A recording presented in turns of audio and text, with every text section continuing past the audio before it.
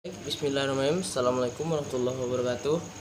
Perkenalkan, nama saya Hafiz Maulana, NIM 19005017, mahasiswa pendidikan luar sekolah, Fakultas Ilmu Pendidikan, Universitas Negeri Padang. Baiklah, saya akan menjelaskan tentang teknik-teknik identifikasi. Yang pertama yaitu observasi.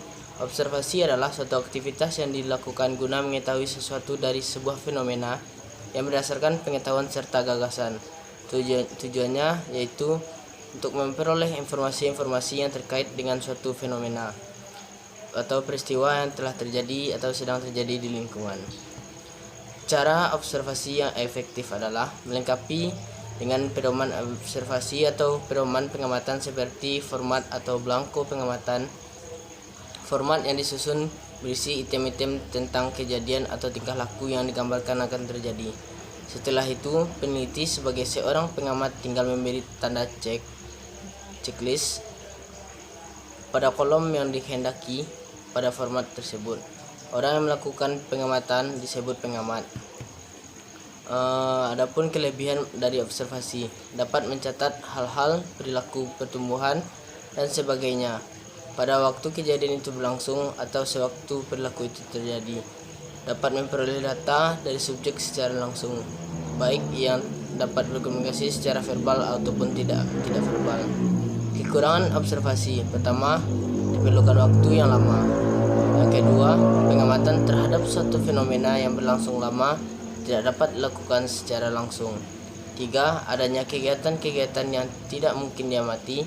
Misalnya, kegiatan-kegiatan yang berkaitan dengan hal-hal yang bersifat pribadi, seperti ingin mengetahui perilaku anak saat orang tua sedang bertengkar.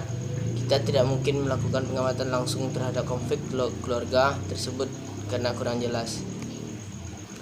Observasi dapat menjadi teknik pengumpulan data secara ilmiah apabila memenuhi syarat-syarat sebagai berikut. Pertama, diabadikan pada pola atau tujuan penelitian yang sudah ditetapkan. Dua, direncanakan dan dilaksanakan secara sistematis dan tidak secara kebetulan. Tiga, dicatat secara sistematis dan dikaitkan dengan proposisi dan yang lebih umum, dan tidak karena didorong oleh impuls dan rasa ingin tahu belaka. 4. Validitas, reliabilitas, dan ketelitiannya dicek dan dikontrol seperti pada data ilmiah lainnya. Adapun yang kedua yaitu wawancara. Wawancara adalah tanya jawab antara dua pihak, yaitu pewawancara dan narasumber, untuk memperoleh data, keterangan atau pendapat suatu hal. Pewawancara adalah orang mengajukan pertanyaan. Narasumber adalah orang yang memberikan jawaban atau pendapat atas pertanyaan pewawancara. Orang yang bisa dijadikan sebagai narasumber adalah orang yang ahli dalam bidang yang berkaitan dengan informasi yang kita cari. Adapun langkah-langkah wawancara, pertama, menentukan tema. Yang kedua, mempelajari masalah yang berkaitan dengan tema wawancara. Tiga, menyusun daftar atau garis besar pertanyaan yang akan diajukan atau 5W1H. Empat, menentukan narasumber. Tiga, menghubungi dan membuat janji dengan narasumber. 6. Mempersiapkan peralatan untuk wawancara. 7. Melakukan wawancara. 8. Mencatat pokok-pokok wawancara. 9. Menyusun laporan hasil wawancara. Adapun terdapat tujuan wawancara. Yang pertama, memperoleh informasi atau data penelitian. Yang kedua, memperoleh opini. Yang ketiga, memperoleh biografi. Yang keempat, memperoleh cerita. Adapun yang ketiga yaitu studi dokumentasi.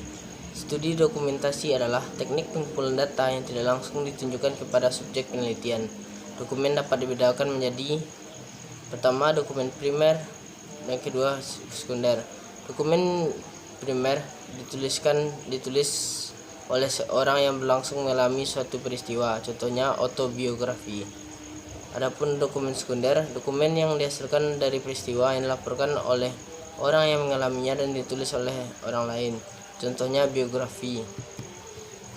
Kelebihan suatu dokumentasi yaitu dapat dilakukan untuk subjek penelitian yang sukar atau tidak dapat dijangkau. Tak kreatif, data yang diperlukan tidak terpengaruh oleh kehadiran peneliti atau pengumpul data analisis.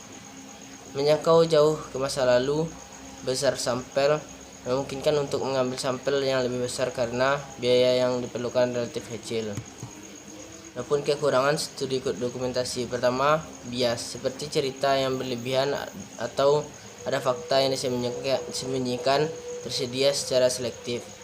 Yang kedua, tidak semua dokumen dipelihara untuk dapat dibaca ulang oleh orang lain. Tiga, tidak lengkap.